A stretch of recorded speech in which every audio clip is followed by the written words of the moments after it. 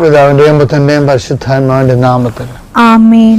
അമ്മേ പരിശുദ്ധമേ, അമ്മേ പരിശുദ്ധമേ, ദൈവമാതാവേ, കൃപാസനത്തിലൂടെ ഞങ്ങൾക്കും ഞങ്ങളുടെ ദേശത്തിനും അമ്മ മധ്യസ്ഥം തേടി തന്ന എല്ലാ അനുഗ്രഹങ്ങൾക്കും കൃപകൾക്കും ഞങ്ങളിപ്പോൾ ഹൃദയം നിറഞ്ഞ നന്ദി പറയുന്നു. അമ്മേ പരിശുദ്ധമേ, ദൈവമാതാവേ, 2004 ഡിസംബർ 7-ാം തീയതി ഉച്ചകഴിഞ്ഞ് 2:30 കൃപാസനത്തിൽ സംഭവിച്ച അമ്മയുടെ പ്രത്യക്ഷപ്പെടലിനെ കുറിച്ച് തിരുസഭയ്ക്ക് സമർപ്പിച്ചിരിക്കുന്ന പഠനരേഖകളുടെ മേൽ സഭാത്മകമായ പഠനം ആരംഭിക്കുവാൻ ഞങ്ങൾ പ്രാർത്ഥിക്കുന്നു.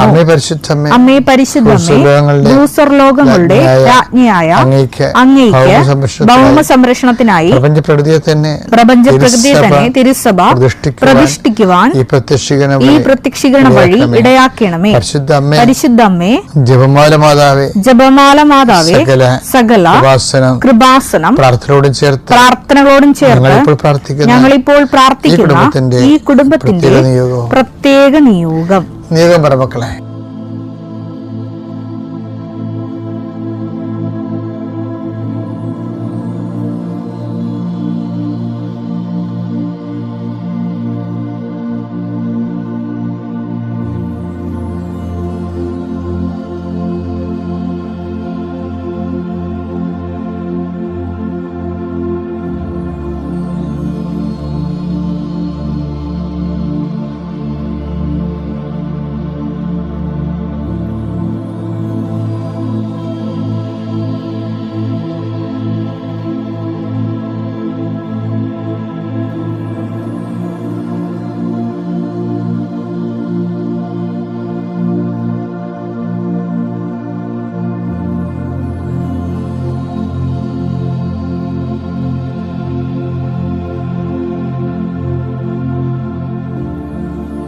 അമ്മയുടെ പ്രത്യക്ഷീകരണത്തിന്റെ ഈ അനുഗ്രഹവേളയിൽ ഞങ്ങൾക്ക് സാധിച്ചു തരുവാൻ കനിയണമേ.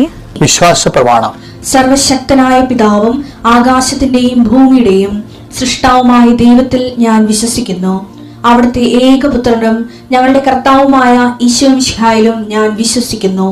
ഈ പുത്രൻ പരിശുദ്ധാത്മാവിനാൽ ഗർഭസ്ഥനായി കന്യകാമറിയത്തിൽ നിന്ന് പിറന്ന് പൊന്തിയോസ് പീലാത്തോസിന്റെ കാലത്ത് പീഡകൾ സഹിച്ച് കുരിശിൽ തറയ്ക്കപ്പെട്ട് മരിച്ച് അടക്കപ്പെട്ട് പാതാളങ്ങളിൽ ഇറങ്ങി മരിച്ചവരുടെ ഇടയിൽ നിന്ന് 3-ാം നാൾ ഉയർത്ത് സ്വർഗത്തിലേക്ക് എഴുന്നള്ളി സർവശക്തിയുള്ള പിതാവായ ദൈവത്തിന്റെ വലതുഭാഗത്തിരിക്കുന്നു. അവിടെ നിന്ന് ജീവിക്കുന്നവരെയും മരിച്ചവരെയും വിധിക്കുവാൻ വരുമെന്നും ഞാൻ വിശ്വസിക്കുന്നു. പരിശുദ്ധാത്മാവിലും ഞാൻ വിശ്വസിക്കുന്നു. വിശുദ്ധ കത്തോലിക്കാ സഭയിലും പുണ്യവാന്മാരുടെ ഐക്യത്തിലും പാപങ്ങളുടെ മോചനത്തിലും ശരീരത്തിന്റെ ഉയർപ്പിലും നിത്യമായ ജീവിതത്തിലും ഞാൻ വിശ്വസിക്കുന്നു. ആമേൻ. സുഖസ്ഥനായ ഞങ്ങളുടെ പിതാവേ, അങ്ങയുടെ നാമം പൂജിതമാകണമേ. അങ്ങയുടെ രാജ്യം വരണമേ. അങ്ങയുടെ തിരുമനസ് സ്വർഗത്തിലെ പോലെ ഭൂമിയിലും ആകണമേ. അന്നു വേണ്ടുന്ന ആഹാരം ഇന്ന് ഞങ്ങൾക്ക് തരണമേ. ഞങ്ങളോട് തെറ്റ് ചെയ്യുന്നവരോട് ഞങ്ങൾ ക്ഷമിക്കുന്നത് പോലെ ഞങ്ങളുടെ തെറ്റുകൾ ഞങ്ങളോടും ക്ഷമിക്കണമേ. ഞങ്ങളെ പ്രലോഭനത്തിൽ ഉൾപ്പെടുത്തരുതേ, തിന്മയിൽ ഞങ്ങൾ രക്ഷിക്കണമേ. ആമേൻ. നന്മ നിറഞ്ഞ മറിയമേ, സ്വസ്തി. കർത്താവ് അങ്ങയുടെ കൂടെ സ്ത്രീകളിൽ അങ്ങ് അനുഗ്രഹിക്കപ്പെട്ടവളാകുന്നു. അങ്ങയുടെ ഉദരത്തിൻ ഫലമായി ഈശോ അനുഗ്രഹിക്കപ്പെട്ടവനാകുന്നു. പരിശുദ്ധ മറിയമേ, തമ്പുരാന്റെ അമ്മേ, പാപികളായ ഞങ്ങൾക്ക് വേണ്ടി ഇപ്പോഴും ഞങ്ങളുടെ മരണസമയത്തും തമ്പുരാനോട് അപേക്ഷിക്കണമേ. ആമേൻ. കർത്താവ്, അങ്ങയുടെ മക്കളുടെ യാത്രകളെ ഞാൻ ആശീർവദിക്കുന്നു. കർത്താവിന്റെ വിശുദ്ധ പൗരോഹിത്യത്തെ മഹത്വപ്പെടുത്തണമേ. കർത്താവ്, സഭയിലുള്ള സാന്നിധ്യം പ്രകടമാക്കണമേ.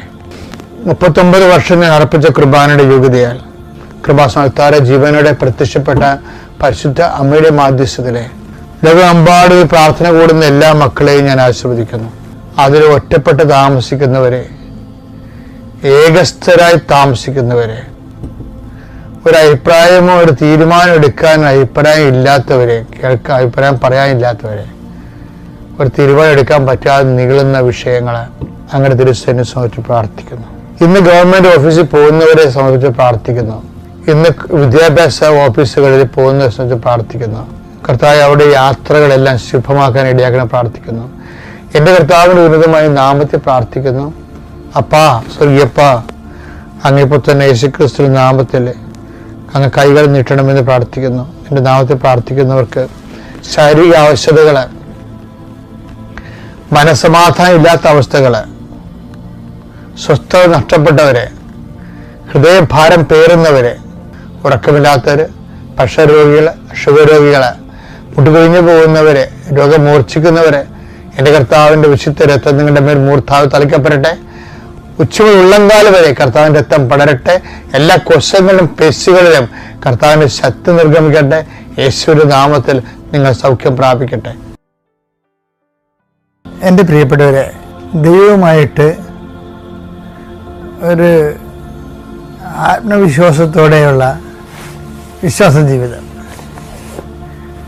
വിശ്വാസ ജീവിതത്തിന് തന്നെ പല ആൾക്കാർക്കും ആത്മവിശ്വാസമില്ല. ചിലർക്ക് ആത്മവിശ്വാസമുണ്ട്. കാര്യം ഈ ആത്മവിശ്വാസത്തിൽ നിന്നാണ് ആത്മധൈര്യം ഉണ്ടാകുന്നത്. മനസ്സിലായില്ലേ? ഇപ്പം അതിനുള്ള ഈ ആത്മവിശ്വാസം വർദ്ധിപ്പിക്കാനുള്ള ഒരു മാർഗം എന്താ? നമ്മുടെ ആസ്തി ഭദ്രത വർദ്ധിപ്പിക്കുന്നതാണ്. എന്താണ് ആസ്തി ഭദ്രത എന്ന് പറയണത്? നമ്മളെക്കുറിച്ചുള്ള ദൈവത്തിൻ്റെ അറിവാണ്. പഴയ നിയമത്തെ ലീഡറിൻ്റെയും പുതിയ നിയമത്തെ ലീഡറിൻ്റെയും ഒരു കോമൺ മൗലികമായ ഒരു കോമൺ ഫാക്ടറുണ്ട്. പഴയ നിയമത്തിലെ ലീഡർ ആരാണ്? മോസസ്. പുതിയ നിയമത്തിലെ ലീഡർ ആരാണ്? പത്രോസ്. പത്രോസിനോടും മോസസിനോടും തമ്മിലുള്ള ഇവർ തമ്മിലുള്ള കോമൺ ഫാക്ടർ എന്ന് അറിയാവാ? ഇവർക്ക് കുറിച്ച് ദൈവത്തിന് നല്ല അറിവുണ്ട്. അതുതന്നെയാണ് മോസസിൻ്റെയും പത്രോസിൻ്റെയും ആത്മവിശ്വാസത്തിന് ആധാരം. ആ ആത്മവിശ്വാസമാണ് ഇവർക്ക് രണ്ടുപേർക്കും ആത്മധൈര്യം നൽകിയത്. ഇപ്പം ദൈവത്തിൻ്റെ സന്നിധി നമ്മളെക്കുറിച്ച് അറിവുണ്ടാകണം, നല്ല അറിവുണ്ടാകണം ദൈവത്തിന്. ഇപ്പം മോസസിനോട് ഇപ്പം കാര്യങ്ങൾ സാധിക്കുന്നില്ലേ? പല വിഷയങ്ങളും നമ്മൾ പറയുന്നത് ദൈവം നമ്മളെ സഹായിക്കുന്നത് എന്തിൻ്റെ അടിസ്ഥാനത്തിലാണ്? ഈ ദൈവത്തിന് നമ്മളെക്കുറിച്ചുള്ള അറിവിൻ്റെ അടിസ്ഥാനത്തിലാണ്. ഒരു കാര്യം, ഒരു ഫാക്ടർ അതാണ്. ഇപ്പോൾ ഉദാഹരണത്തിന് ദൈവം പറയുന്നില്ലേ, നീ ഈ പറഞ്ഞ കാര്യവും ഞാൻ നിനക്ക് ചെയ്തു തരാം. കാരണം എന്താണ്? എനിക്ക് നിന്നെ അറിയാം. പുറപ്പാട് 33:17. കർത്താവ് മോശയോട് പറഞ്ഞു, നീ ആവശ്യപ്പെട്ട ഈ കാര്യവും ഞാൻ ചെയ്യും. കർത്താവ് മോശയോട് പറഞ്ഞു, നീ ആവശ്യപ്പെട്ട ഈ കാര്യവും. പല പല കാര്യങ്ങൾ ആവശ്യപ്പെട്ടിട്ടുണ്ട്. ഇപ്പൊ എക്സസൈസ് കാര്യത്തിന്റെ അധിക കാര്യമായി. അപ്പൊ ഈ അധിക കാര്യമാണെങ്കിൽ പോലും ഞാൻ നിനക്ക് ചെയ്തു തരാം. കാരണം എന്താണ്? എന്തെന്നാൽ നീ എന്റെ പ്രീതി നേടിയിരിക്കുന്നു. നിന്നെ എനിക്ക് നന്നായി അറിയാം. ഇപ്പൊ രണ്ട് കാര്യങ്ങൾ. അതായത് ദൈവത്തിന് അറിയാവുന്നതിന്റെ അടിസ്ഥാനം എന്താണ്? ദൈവത്തിന്റെ കൃപയ്ക്ക് പാത്രമാകണതാണ്. അപ്പൊ ദൈവത്തിന്റെ കൃപയ്ക്ക് പാത്രമാകുന്ന കുറെ കാര്യങ്ങള്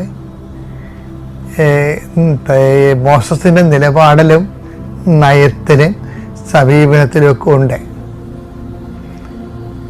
അതാണ് ഇങ്ങനെ ലീഡറാക്കണതിൻ്റെ കാരണം.